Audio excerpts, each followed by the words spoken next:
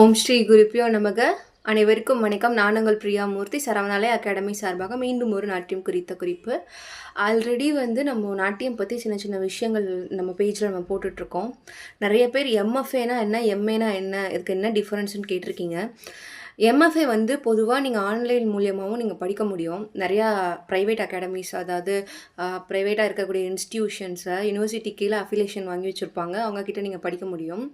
MA அப்படிங்கிறது college போய் தான் படிக்க முடியும். ரெகுலர் காலேஜ் இருக்கும்.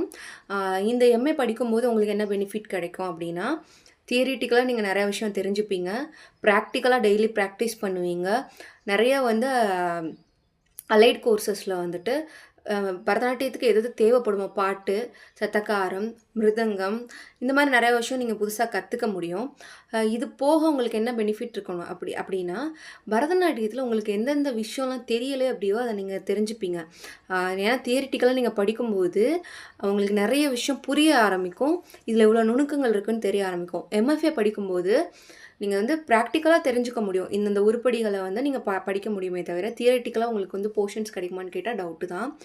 அண்ட் ஒன் மோர் திங் என்னென்னா, நம்ம டைரெக்டாக போய் ரெகுலராக படிக்கிறதுக்கும் ஆன்லைன் கிளாஸ் மூலயமா அப்பப்போ படிக்கிறதுக்கும் நிறைய வித்தியாசம் இருக்குது. எம்எஃப்ஏ படித்தா தியரிட்டிக்கலாக நிறையா விஷயம் தெரிஞ்சுக்க முடியாது. ரொம்ப ரேர் தான். இப்போ இருக்க அகாடமிஸில் ரொம்ப கம்மியாக தான் அது நடக்குது. இது அகாடமி டிஃபர் ஆகும். சில அகாடமியில் தியரிஸும் கொடுக்குறாங்க எம்எஃப்ஏல. பட் எம்ஏல மேண்டட்டரியாக எல்லா தியரிஸும் கொடுப்பாங்க. என்ன கேட்கும்போது நான் எதை சூஸ் பண்ணுவேன் அப்படின்னா, எம்ஏ தான் சூஸ் பண்ணுவேன். ஆல்ரெடி நான் எம்எஃப்ஏ விசாரிக்கும்போது எனக்கு எம்ஏ பெட்டராக தோணுச்சு. நான் எம்ஏ படித்து இப்போ நான் முடிக்க போகிறேன். எனக்கு இப்போ 12th ஸ்டூடெண்ட்ஸ்லாம் நீங்கள் முடிச்சுட்டு இப்போ காலேஜ் முடிச்ச ஸ்டூடெண்ட்ஸ்லாம் டவுட்டில் இருப்பீங்க, எம்எஃப்ஏவா எம்ஏவான்னு. எம்ஏ சூஸ் பண்ணி பாருங்கள். நீங்கள் நான் சொன்னேன்னு சூஸ் பண்ண வேணாம். நீங்கள் இதை நான் சொன்னேன் அப்படிங்கிறதுக்காக நீங்கள் சூஸ் பண்ண வேண்டாம். நீங்கள் பர்சனலாக நீங்கள் விசாரிக்கும் பொழுதே உங்களுக்கு புரிய வரும். எம்ஏக்குள்ள போர்ஷன்ஸ்க்கும் எம்எஃப்ஏக்குள்ள போர்ஷன்ஸ்க்கும் எவ்வளோ டிஃப்ரென்ஸ் இருக்குது, இதில் எப்படி கிளாஸஸ் அவங்க எடுக்க போகிறாங்க அப்படிங்கிறத உங்களுக்கு முன்னாடி இன்டிமேட் பண்ணுவாங்க.